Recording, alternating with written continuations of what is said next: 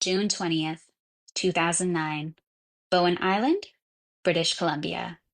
While attending a house party, 17-year-old Jodi Henrickson leaves during the early morning hours with her estranged 20-year-old boyfriend, Gavin Arnott. Numerous witnesses report seeing them walking down the road together, and Gavin claims that after they got into an argument, he and Jodi went their separate ways before she vanished without a trace. Since Gavin had a history of violence against Jodi and a no-contact order at that time, he becomes a person of interest, but there is no evidence to implicate him, and Jodi remains missing. After that, the trail went cold.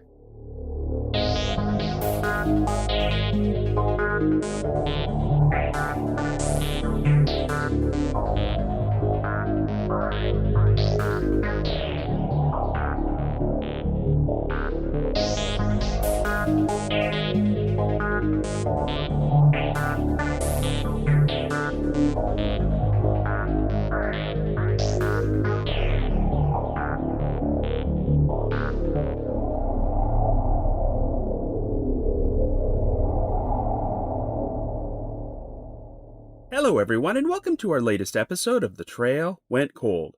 I'm your host Robin Warder, and for the second consecutive week, we're going to be traveling back to our podcast's home country of Canada to cover a cold case from the province of British Columbia, the 2009 disappearance of Jodi Henrickson. That voice you just heard narrating our intro was Katie Hyde, the latest winner of our most recent Trail Went Cold listener voiceover contest, so thank you very much, Katie. This is a recurring monthly contest which we've been carrying on for nearly 8 years now, so if you'd like to enter and haven't already done so, I will be providing instructions near the end of this episode. Anyway, the disappearance of Jodi Henrickson is the case that Katie requested I cover when she originally entered this contest, and I do think this is an ideal time to do an episode, since there have actually been some interesting new developments over the past year.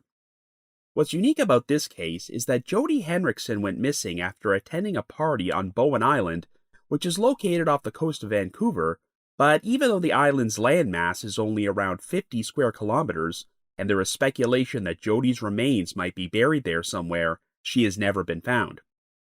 What was particularly concerning about Jodi's disappearance is that she was last seen in the presence of her estranged boyfriend Gavin Arnott, who had been arrested for assaulting her only a few months earlier, but even though he received a sentence of probation, he had a no-contact order and was not supposed to be anywhere near Jodi. Gavin has always claimed that they were walking down a road together during the early morning hours before they got into an argument and went their separate ways, but Jodi has not been seen since, and naturally, Gavin has come under a cloud of suspicion. Over the past few years, a multi-part documentary series about this case titled Finding Jodi has been in the works, and there's hope that it will be ready for release sometime next year. In fact, last summer, the documentary's executive producer, Jenny Bainham, was interviewed on a 2-part episode of the Canadian true crime podcast, True North True Crime, and this actually paved the way to a new tip coming in from a listener. It's unclear where exactly the investigation stands right now, but there is definitely a concerted effort to solve this case, so we're going to explore it on today's episode. However, before we get started, just a quick reminder that The Trail Went Cold is a weekly podcast, which is currently available for download on several platforms, including Apple Podcasts, Spotify, Amazon Music, YouTube Music, Podcast Addict, and more. So if you like this podcast, be sure to subscribe to it, and please leave us a rating or review on any of those sites to help spread the word and garner us more exposure. The Trail Went Cold is on Patreon, so if you would like to learn how to support the show, please visit our page at patreon.com/thetrailwentcold. For as little as $1 a month, you can garner access to exclusive rewards, including stickers and thank you cards, early access to episodes, and bonus content, as our Patreon page has over 80 exclusive bonus episodes in our archives which are not available on our regular feed. So with all that out of the way, let us now delve into the disappearance of Jodi Henrickson.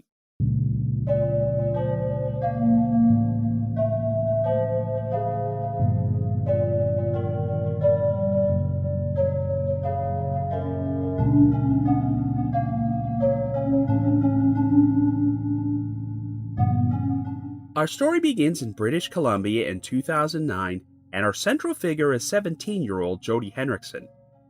Jodi currently lives with her parents, Bob and Nancy Henrickson, in the town of Squamish, located just north of Vancouver on the northern tip of the Howe Sound, and she has an older brother named Rob and a younger brother named Dylan.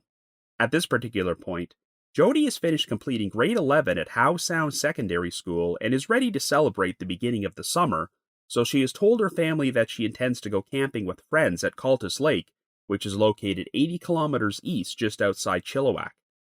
At around 4 p.m. on Friday, June the 19th, Jodi left her home to head out on her trip and told her parents that she would be back by Tuesday, June the 23rd.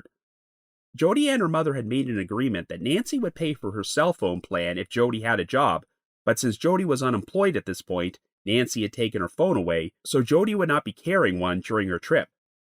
By Wednesday, June the 24th, Jodi had still not returned home from her trip as planned, and since they were unable to contact her, her parents officially reported her missing to the Squamish Detachment of the Royal Canadian Mounted Police, aka the RCMP. While Jodi was described as having a spontaneous personality and could do unexpected things at a moment's notice, she had no known history of running away from home, and it was very out of character for her to be away for long periods of time without contacting her family. Jodi would sometimes leave notes around the house if she was going out or had a last-minute change of plans, but did not do so here, and she also did not log into her Facebook account. The Henricksons would soon learn that Jodi had not actually gone camping at Cultus Lake, as a friend of hers named Tiffany Sweet claimed that Jodi planned to go to Bowen Island instead, and even though Jodi had asked Tiffany to accompany her there, she declined. Bowen Island is a municipality located in Howe Sound, just 3 kilometers west of the coast of Vancouver, which is approximately 6 kilometers wide and 12 kilometers long, and has a population of around 4,200 people. When Tiffany last saw Jodi on June the 19th, she was heading in the direction of a bus stop, and she presumably traveled by bus to the Horseshoe Bay Ferry Terminal, since that was the only form of transportation to Bowen Island. Indeed, a check of CCTV footage would confirm that Jodi boarded a ferry in Horseshoe Bay at 8:40 p.m. that evening before she got off at the Snug Cove Terminal on the island. Well, it turned out that Jodi had attended a house party on Bowen Island that night, but concern grew when her parents learned that Jodi's estranged 20-year-old boyfriend, Gavin Arnott, had been present there. Gavin's parents were divorced, so he split his time living with his mother, Lynn Fedoruk, in Squamish, and father Randy Arnott and stepmother Carolyn McDonald, who both happened to reside on Bowen Island. Jodi and Gavin had dated for a year and a half, but on April the 8th, just over 2 months before Jodi went missing, Gavin was arrested for assaulting her at his father's residence. Gavin's version of events is that he called her a pig because she was eating too much of their dinner, so Jodi threw a motorcycle helmet and a computer monitor at him, and he responded by jumping on Jodi and grabbing her before dragging her out the front door. According to Jodi's friends, this was not the only time where Gavin became violent towards her, as they claimed there was a previous incident during a camping trip where Gavin got angry with Jodi while they were sitting in a hot tub together and started choking her. Things got so heated that one of their friends had to intervene by putting Gavin in a headlock and throwing him out of the tub. While no charges were ever filed, Jodi's brother Rob would confirm that he saw her about a week after the incident and noticed that she was black and blue down her arms and around her neck because of Gavin's attack. This was not the only incident of troubling behavior from Gavin, as at the start of 2009, Gavin got into a conflict with his mother Lynn, in which he poured lighter fluid over his body and threatened to set himself on fire, and this led to him having a stay in a psychiatric ward. Anyway, following his arrest for attacking Jodi at his father's house, Gavin agreed to plead guilty to the charge of common assault, and on June the 5th, he received a sentence of 18 months probation and was given a conditional discharge by the court. One of these conditions was a no-contact order, which forbade Gavin from seeing Jodi, but during an interview with the Vancouver-based newspaper The Province, Gavin claimed that she initiated contact and tricked him into meeting her at a park. Here is Gavin's version of events. Quote, "She yelled to me, 'If you don't talk to me, I'm going to tell the police you did talk to me.' She kind of blackmailed me into it, but I didn't have a problem with it either. I really missed her a lot." End quote. Jodi's parents never approved of a relationship with Gavin, and in fact, there was a period of time when Jodi had previously lived with Gavin and his mother. It's unclear if Jodi had made arrangements to meet Gavin on Bowen Island on June the 19th, but since her parents did not want her to see him again, this provided a potential explanation for why Jodi lied to them about going camping at Cultus Lake. After she arrived on the island, Jodi went to a house party on Harding Road, which was attended by about 20 people and was being held by a friend of Gavin's named Doug Harding, as Harding Road was named after his great-grandparents. At some point during the party, Gavin got so intoxicated that he threw up all over the deck, and when he used a hose to clean up the mess, he wound up soaking his pants. Gavin had been borrowing his father's truck, so he walked there to change into some clean clothes, but then decided to drive the truck back to the house and almost crashed into it. This caused Gavin to get into a fight with Doug Harding, who punched him in the jaw, and Gavin's friends decided to duct tape him to a pole and took his keys to prevent him from driving anymore. After this incident took place, Jodi decided to hitch a ride to another house party located about 8 kilometers away on a section of the island called Leroyville. She was given a ride back to the Harding residence at around 4 a.m. on June the 20th, and by this point, Gavin was passed out in a bedroom, but Jodi woke him up so they could leave the party together. They were then given a ride before they were dropped off a few kilometers away, and according to Gavin, since his father and stepmother were away from the island that weekend, he and Jodi were planning to walk to a rental house that his father was renovating on Eagle Cliff Drive in Leroyville. At around 4:30, a friend of Gavin's named Todd Brereton was driving through the area and came to a stop when he saw Gavin and Jodi walking down the road and holding hands together near the elementary school. Gavin asked Todd if he could give them a ride to the rental house, but since Todd was tired and had business in the city later that morning, he declined and drove off. Gavin claimed that he and Jodi continued heading towards Leroyville, and at around 6:30, a couple driving to the Snug Cove ferry terminal would recall seeing Gavin and Jodi walking north together on Miller Road, but this would turn out to be the last confirmed independent eyewitness sighting of Jodi. According to Gavin, when they reached the intersection to Eagle Cliff Drive, he and Jodi got into a tense argument as he claimed that she wanted him to go back and get his father's truck so they could take off to Calgary, Alberta. After that, Gavin said that he turned his back on Jodi as she walked off in another direction and they went their separate ways, but he maintained that he never saw Jodi again and had no idea what happened to her. Gavin's story was that he walked to the rental house and slept there for about an hour before he decided to hitchhike back to the Harding residence in order to pick up his father's truck. A local woman would confirm having picked up Gavin near the elementary school at around 8:30 a.m., and she gave him a ride before dropping him off near her workplace, which was a substance abuse treatment facility called The Orchard.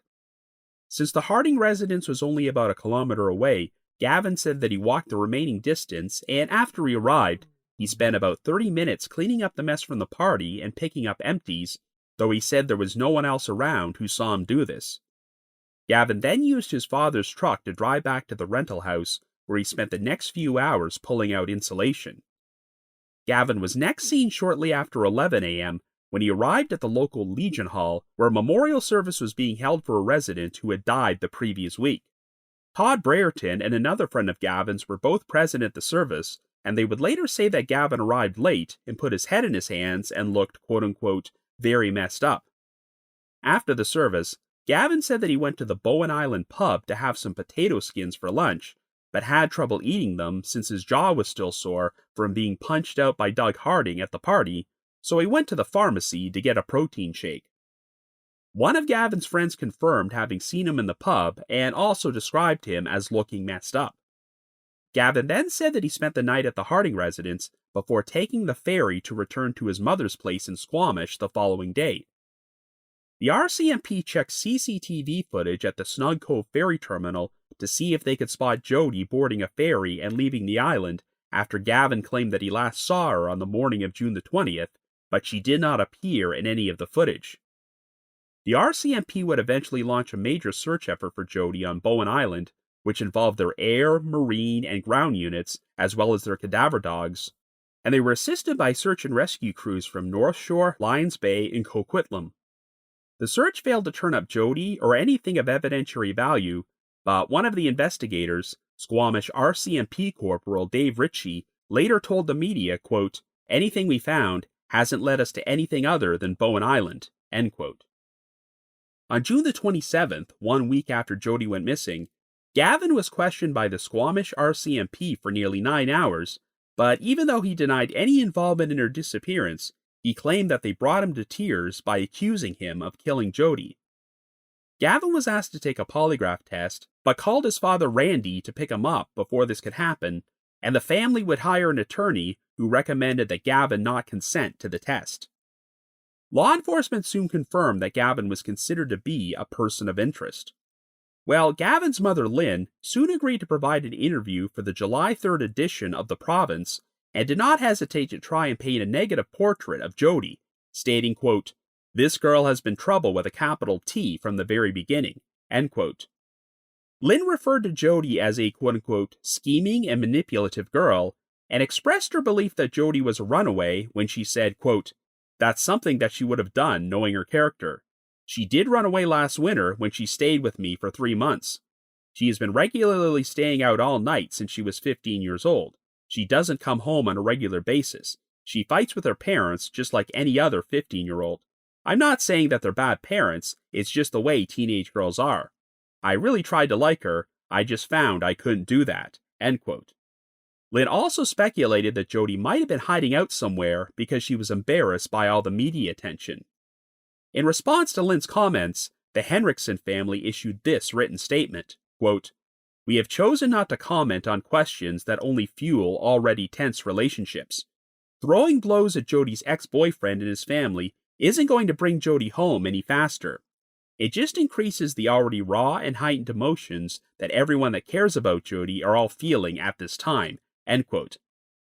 The case would remain at a standstill for months, but on March the 3rd, 2010, just over 1 week after what should have been Jodi's 18th birthday, the RCMP issued a press release in which they announced that since they had uncovered no evidence that Jodi ran away on her own, they were now reclassifying her disappearance from a missing persons case to a homicide investigation.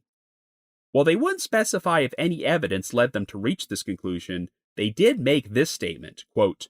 "Police believe there are parties on Bowen Island who may have information and be able to assist in this investigation and are unwilling or hesitant to come forward. There are other parties who refuse to cooperate with the investigation at this time," end quote. In May of that year, the Henrickson family's sadness only increased when Jodi missed the chance to walk across the stage at her commencement ceremony and graduate from high school. Over the next couple years, the RCMP would perform numerous searches of various sections of Bowen Island located near Miller Road, but never confirmed or denied if they found anything of evidentiary value. In January of 2011, Neil Boyd, a professor from the School of Criminology at Simon Fraser University, published an extensive article about the case for Vancouver Magazine. Since Boyd also happened to be a Bowen Island resident, he was able to conduct extensive research and interview a number of the people connected to this case, so the article provided the most detailed timeline of Jodi and Gavin's movements on the date Jodi went missing. The article also contained comments from Gavin's father, Randy Arnott, who said he was told by the RCMP that there was a 95% likelihood that his son killed Jodi. In response, Randy stated, quote, "I don't think he did it, but you also have to be realistic. It's not entirely out of the realm of possibility. You can never know for sure," end quote. The article also revealed that investigators believe that Jodi's remains may have been moved multiple times, and since Randy owned an excavating business and Gavin had experience using his father's equipment, rumors had circulated that Gavin may have used one of the excavators to dig a hole to bury her body. Randy tried to debunk this idea, as he claimed that most of his excavators were kept in populated areas where it would have been impossible for Gavin to move them without making noise and attracting attention, particularly during the early morning hours. Randy did acknowledge that one of the excavators was kept in a wooded area, but he claimed that he went to check it after Jodi went missing and confirmed that it had not been used in quite some time. In February, a few weeks after the Vancouver Magazine article's publication, the case would be taken over by the RCMP's Integrated Homicide Investigation Team, who later traveled to Bowen Island to re-interview a number of witnesses. However, they would not comment on any of the details shared in the article. In May of that year, some decomposed human remains were found in some brush on a remote Bowen Island property on Harding Road, not far from where Jodi was last seen. But while there was initial speculation that the remains might belong to her, they were identified as belonging to a male, 19-year-old University of British Columbia student named Mitchell Gallivan, who had gone missing the previous October, and I believe his death was ruled to be a suicide. Well, around this time period, Gavin, who was 22 by this point and living with his mother on Vancouver Island, found himself in more legal trouble when he was arrested on one count of sexual interference and one count of child pornography. Gavin had allegedly been keeping sexually explicit photos of a 14-year-old girl and has violated Canada's age of consent, which is 16, and his arrest prompted Jodi's brother Rob, who had taken on the role of family spokesman, to make this statement, quote, "If any of Gavin's friends were trying to protect him, having the story out might make them want to come forward," end quote. By his own admission, even though Rob never liked Gavin, he did confirm that he did not initially believe that Gavin had harmed his sister, stating, quote, "Gavin isn't a criminal mastermind. He wasn't organized and smart enough to hide a body, and he wouldn't have planned to kill her," end quote. Following his arrest, Gavin was released on bail to await trial, but in February of 2012, he was rearrested as he had violated a no-contact order for the 14-year-old girl. After the child pornography charge was withdrawn, he was convicted on the sexual interference charge and wound up serving 34 days in jail. He also received an 18-month probation order, an 18-month firearms prohibition, and a 10-year placement on the National Sex Offender Registry. He then later received another 30 days for violating his conditions.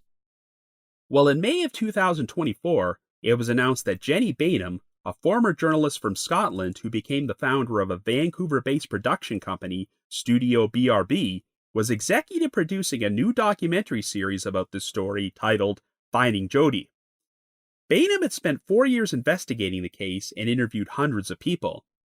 Since some of these individuals were teenagers back in 2009, they had been reluctant to speak with law enforcement, but now that they were in their 30s and many of them had families of their own, they were now more willing to open up and share what they knew.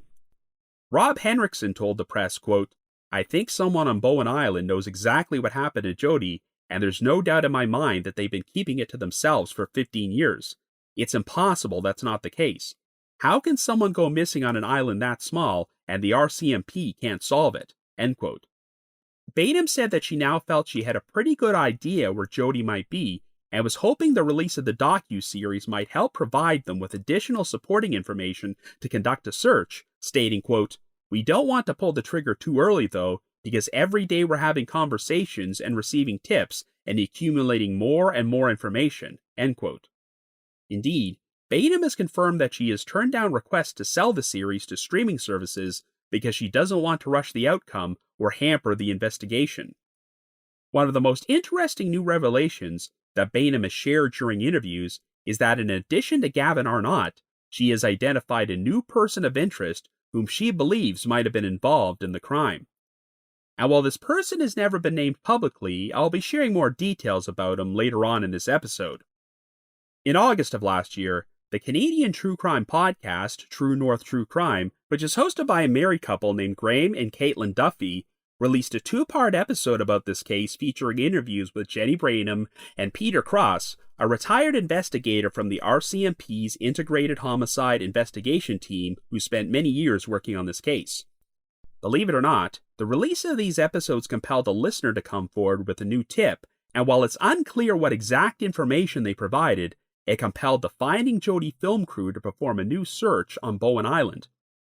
The crew teamed up with the Canadian Cadaver Canines Association, and 2 of their dogs detected an area of interest on the island which compelled them to call the police. The RCMP has since taken over the investigation, but have not confirmed if they found anything of evidentiary value at this location. As for Gavin Arnott, he has since relocated to Drayton Valley, Alberta, but last August, he was arrested on the charges of assault, assault with a weapon, and mischief under $5,000 for an incident in which he allegedly used a filled toy bin as a weapon to attack his common-law partner, and he also damaged a coffee table and a toy airplane that she owned. According to the Alberta Crown Prosecution Service, Gavin was due to appear in Drayton Valley Provincial Court on November the 19th to enter a plea until a quote-unquote key witness declined to participate in the case. And since a conviction against Gavin seemed unlikely, the charges against him were withdrawn. It's been reported that Gavin had agreed to do an interview for the Finding Jodi docuseries this past March, and it's projected for the series to finally be ready for release in 2026. But for the moment, the disappearance of Jodi Henrickson continues to remain unsolved. So I guess you could say the trail went cold.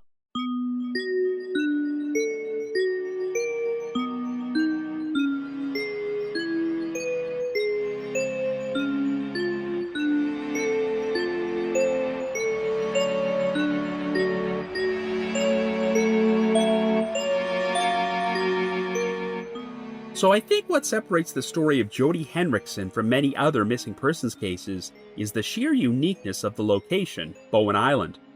Like I mentioned earlier, the island is only 6 kilometers wide and 12 kilometers long, with approximately 50 square kilometers of landmass, but it's such a beautiful and charming place that a large number of films and TV shows have shot scenes there. Perhaps one of the most infamous productions to be filmed on the island is the notorious 2006 remake of The Wicker Man, which is universally regarded as one of the worst remakes of all time. So it's crazy to think that those unintentionally hilarious scenes of Nicolas Cage punching out women while dressed in a bear suit and screaming about the bees in his eyes took place at a location which would be affiliated with an unsolved missing persons case just a few years later. The year before the disappearance of Jodi Henrickson took place, Bowen Island was recognized as having the lowest crime rate of any jurisdiction of British Columbia, but even though it was considered to be a safe place, the island went through a phase in which an abnormally large number of premature deaths took place there during a narrow window of time. On May the 30th, 2009, less than 1 month before Jodi went missing, a 24-year-old skateboarder named Lance Mulligan was killed after an accident near the Bowen Island Community School, and on June the 14th, a 19-year-old resident named Aaron Sluggett was killed in a car accident on Miller Road, not far from where Jodi and Gavin Arnott were last seen walking together. What has particularly haunted the residents of Bowen Island is that Jodi's remains are believed to be there somewhere, but even though the island is not particularly large, and there are only a limited amount of places she could be, Jodi has yet to be found. But it also has a lot of rugged terrain and dense forests, which are not particularly easy to search, and you have to remember that Jodi was not officially reported missing until 4 days after she was last seen, so the responsible party would have had plenty of time to cover their tracks. In addition, investigators have not ruled out the possibility that Jodi's remains have been moved around, so theoretically, someone could have transported her remains off the island long after she was killed. During the earliest media coverage of this case, one critical error that was constantly shared and repeated is that Jodi had been seen walking on Miller Road in the direction of the Snug Cove ferry terminal, but in recent interviews, Jenny Bainham has confirmed that this was inaccurate, as Jodi was actually last seen heading north in the opposite direction away from the terminal. The problem with this is that investigators spent a lot of time exploring the possibility that Jodi left the island on a ferry that morning and possibly ran away on her own, but a search of CCTV footage at the terminal failed to pick up any trace of Jodi on June the 20th or afterward, so it's very unlikely that she left the island alive. Obviously, the last individual seen with a missing person should automatically become a person of interest, particularly if they had a documented history of violence against the victim and a no-contact order which they were violating.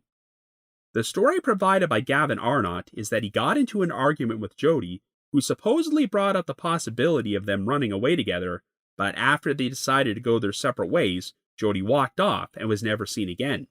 Needless to say, this is far from the only missing persons case I've seen in which a victim just happened to disappear after they allegedly got into a fight with their estranged spouse and walked off, so alarm bells were immediately going off inside my head when I heard Gavin's story.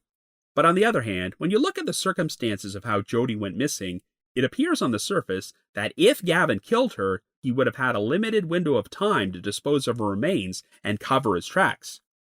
Even Jodi's brother Rob, who did not like Gavin, had to acknowledge that he was not a criminal mastermind, and it does seem surprising that he would manage to cover things up so thoroughly that no trace of Jodi has been found in nearly 16 years.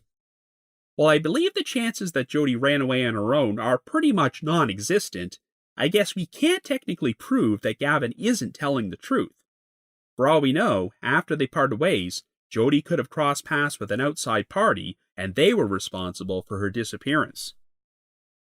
So over the past year, this case has gotten a lot of new attention in the Canadian media because of the production of the upcoming docu-series Finding Jodi. Under normal circumstances, I would ordinarily wait until the series was completed and released before I did a podcast episode about this, but it looks like it won't be out until 2026 at the earliest. Jenny Bainham has stated in interviews that she doesn't want to rush things and that the best case scenario is for the police to solve this case and Jodi to be found before the series is completed and it winds up being released with a conclusive ending. And hey, a new tip recently came in from a listener who heard her interview on the True North True Crime episode about this case, which is something that every true crime podcaster who covers unsolved cold cases hopes to achieve. So this does demonstrate that the more exposure this case receives, the better chance there is of new information coming out into the open that leads to a resolution. Bainham has also stated that one of the upsides of putting together a new docuseries about this case is that people who may have important information to share are now more willing to talk. Remember, Jodi went missing after attending a house party with a number of teenagers or young adults who were in their early 20s, and it sounds like a number of people from Bowen Island were reluctant to speak to police back in 2009. This wasn't necessarily because they were involved in Jodi's disappearance, but because they may have been involved in their own indiscretions at the time, such as using or selling drugs, and wanted to steer clear of law enforcement.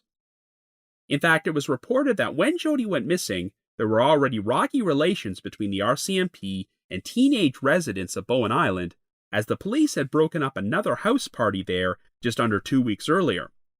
However, now that these people are in their 30s and have jobs and families, a number of them have become more willing to open up and agree to be interviewed for the docuseries. As for Gavin Arnott, he was most definitely a troubled young man, as he had a history of violence towards Jodi and allegedly tried to light himself on fire in front of his mother only a few months before Jodi went missing. And while Gavin has since moved to Alberta, he was arrested for assaulting his partner last year, and while the charges were ultimately dropped, this does suggest that he has not matured much these past 16 years. During the early stages of the investigation, Gavin was willing to grant interviews to the media to share his side of the story about Jodi's disappearance, though some of his claims, such as Jodi essentially blackmailing him into violating his no-contact order to spend time with her, have to be taken with a huge grain of salt. I know it was reported that Gavin had agreed to do an interview for the docuseries, which was tentatively scheduled for this past March, and while I'm not sure if this interview actually did take place, I would be curious to see it. But while we're on the subject of interviews, we have to discuss Gavin's mother, Lynn Fedoruk, who pretty much used the media to perform character assassination on Jodi, painting her as a troublemaker who likely ran away on her own.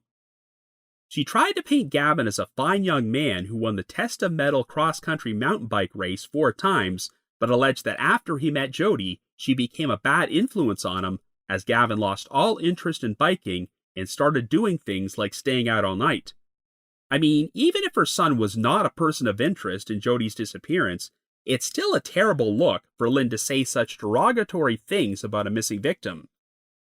It's also an interesting contrast to some of the comments provided by Gavin's father, Randy Arnott, because when he was asked about the possibility that his son killed Jodi, he gave this response, quote, "I don't think he did it, but you also have to be realistic. It's not entirely out of the realm of possibility. You can never know for sure," end quote. I mean, in most cases like this, parents will often blindly defend their children no matter what, and act appalled at the insinuation that they were capable of murder.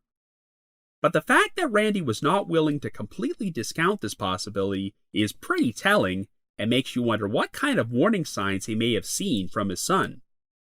What we do know for certain is that Jodi did intentionally lie to her family by telling them that she was going on a camping trip to Cultus Lake with friends when she was actually planning to go to Bowen Island instead.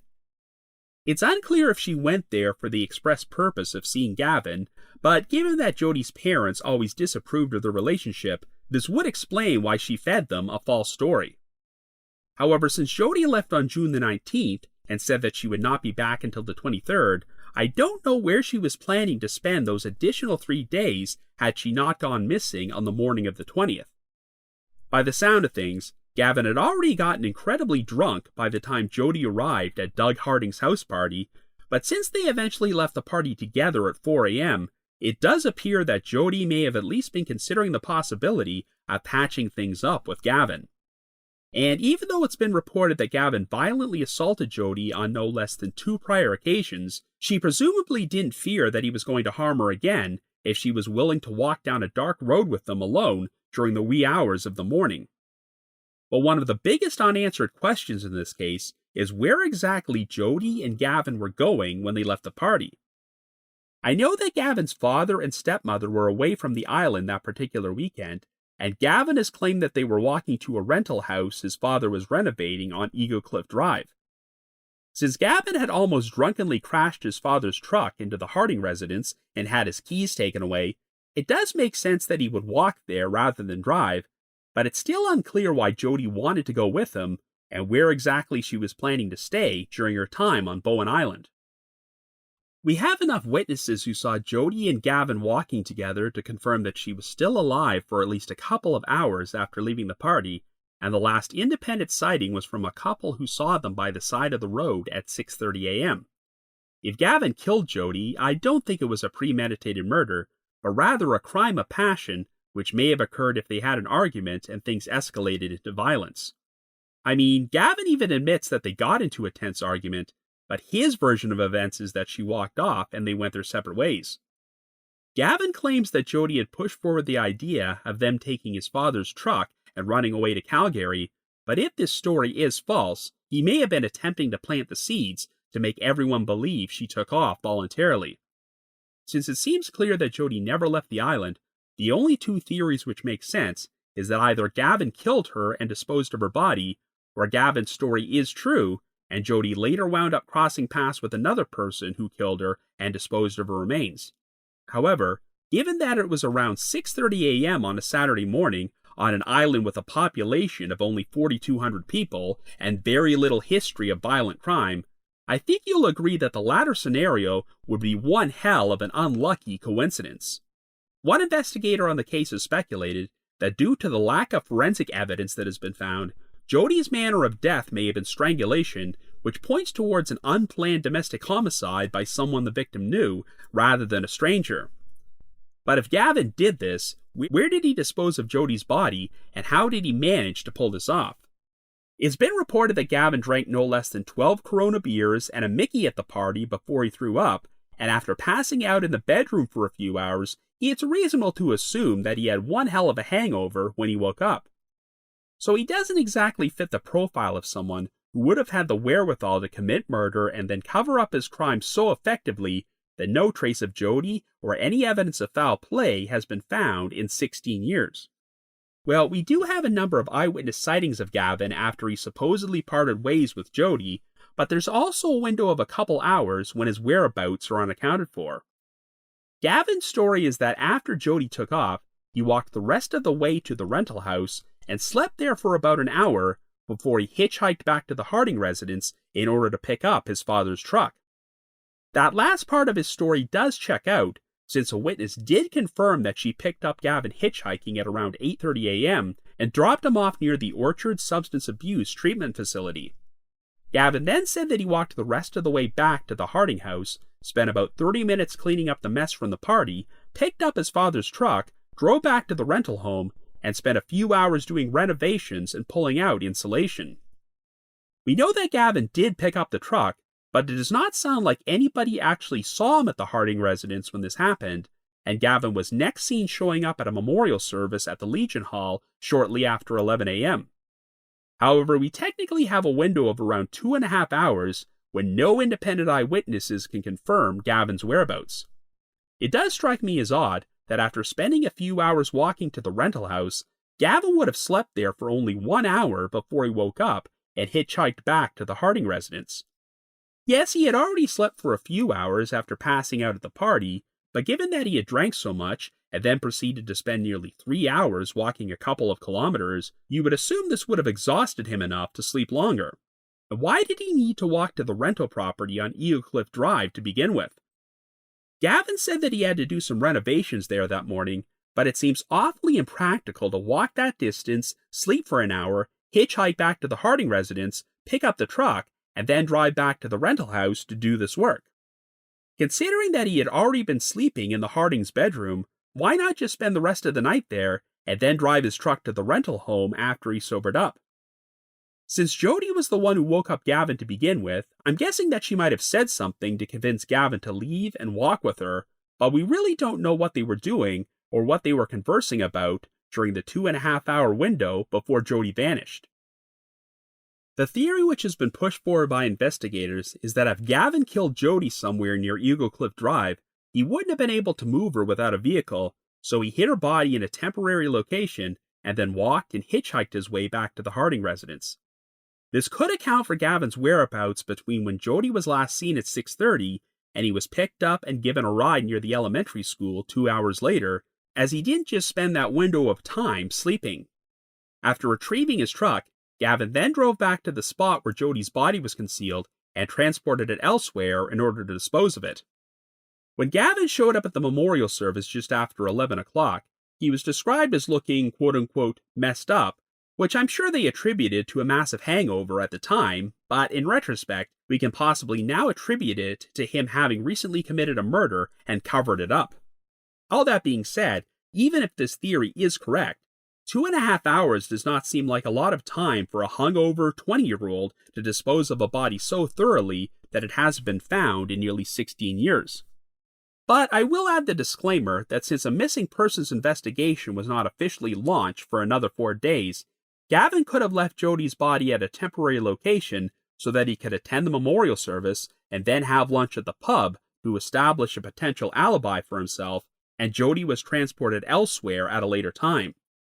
Since Gavin's father Randy ran an excavating business and owned a number of excavators which Gavin knew how to operate, there's been speculation that he could have used this equipment to dig up a hole to bury Jodi, but it sounds like it would have been very difficult for Gavin to have operated this equipment without anyone seeing or hearing anything. However, one of the biggest revelations from the new investigation performed for the Finding Jodi docuseries is the uncovering of a second person of interest besides Gavin, who may not have been directly responsible for Jodi's disappearance, but assisted with covering the whole thing up. Now, the name of the second person of interest has never been revealed publicly, but Jenny Blanham has shared some details about him during interviews. He did live on Bowen Island back in 2009, and Blanham claims that whenever she's asked the island's residents about this individual, the reactions have been very divisive, as the men have said nothing but glowing things about him, but the women have described him as being violent and abusive. He also apparently has a criminal record, but he is now deceased, so if he knew anything about Jodi's case, it seems like he took those secrets to his grave. But according to Blanham, this guy did have a personal relationship with Gavin, and from what she's heard, if Gavin ever got into trouble, he would be more likely to turn to this individual for assistance rather than his own father. Indeed, it's been established that Randy Arnott was away from Bowen Island on the weekend Jodi went missing, so if Gavin needed help orchestrating a cover-up, it would make sense that he would turn to this second person of interest. For years, there has been speculation that multiple people from Bowen Island know the truth about what happened to Jodi, but have remained silent about it, even if they were not directly involved.